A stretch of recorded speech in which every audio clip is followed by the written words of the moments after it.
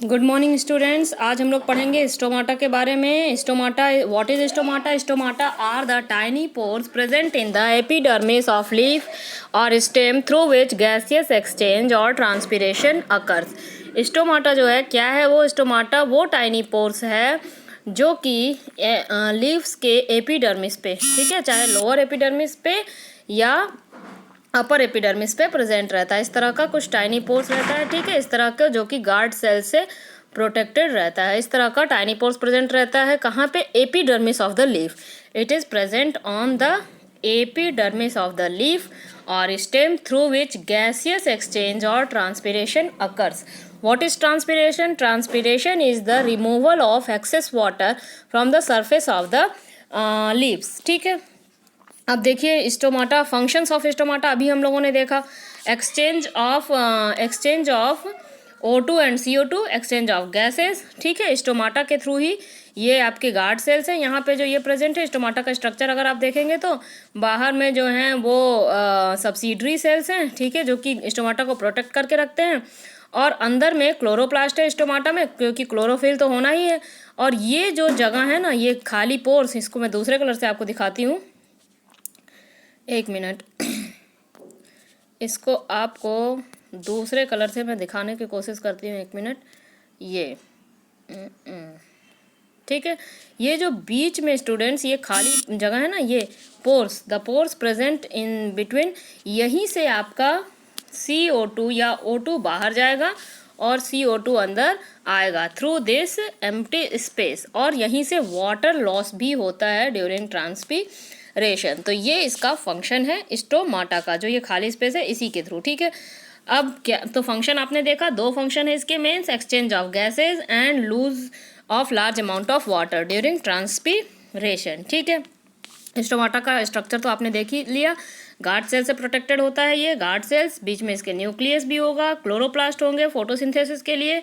इसी पोर को बोलते हैं स्टोमेटा पोर, जिसके थ्रू ऑक्सीजन और CO2 का एक्सचेंज होता है, वाटर रिमूव होता है। और बाहर जो ये बड़े बड़े दिख रहे हैं पेटल्स टाइप के, ये हैं इसके subsidiary cells. This is the structure of stomata. This structure you have to make in your copy and you have to learn also. Okay students, देखिए अब आके हम लोग देखेंगे opening and closing of stomatal pore. How the stomatal pores open and close, ठीक है। The opening and closing of stomatal pore are controlled by the turgidity of the guard cells. Opening और closing जो stomata का है वो control होता है guard cells के थ्रू। ये जो इस तरह के गार्ड सेल्स होते हैं ना, ये गार्ड सेल्स के थ्रू, उनकी टर्जिडिटी के थ्रू स्टोमाटा जो है वो ओपन और क्लोज होता है। मतलब ये जो पोर है बीच में, ये ओपन होगा तो इसमें गैसेस एक्सचेंज होगा और वाटर लूज होगा। क्लोज हो जाएगा, बंद हो जाएगा, मतलब इस तरह से गार्ड सेल्स हो जाएंगे। पोर नहीं है, बंद हो गया है, तो कोई एक्सचेंज नहीं होगा, कोई ट्रांसपिरेशन नहीं होगा। तो ये ओपन और क्लोज कैसे होता है ये देखिए आप लोग।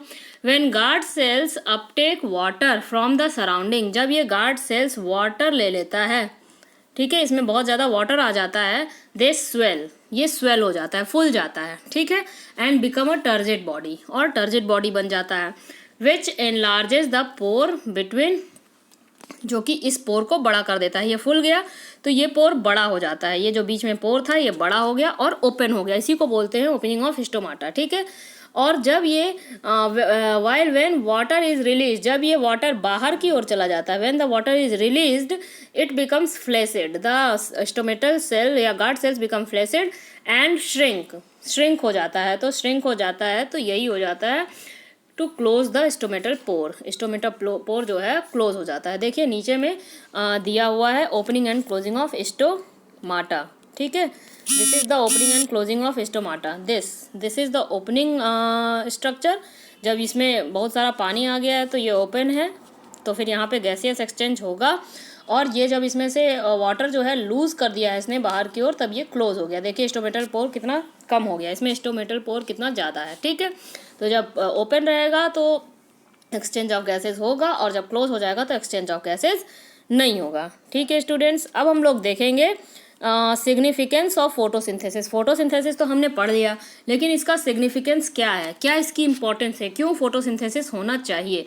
तो क्यों होना चाहिए फोटोसिंथेसिस, ये देखिए आप लोग students. Photosynthesis is the main way through which solar energy is made available for living beings. ऐसे तो हम लोग नॉर्मल सोलर एनर्जी का कोई बहुत ज़्यादा यूज़ नहीं कर पा रहे हैं। एक यूज़ है कि वो विटामिन डी हमारे बॉडी में बनाता है सोलर एनर्जी, लेकिन बाकी उससे हम खाना बना ले ये हमारे बस की बात नहीं है।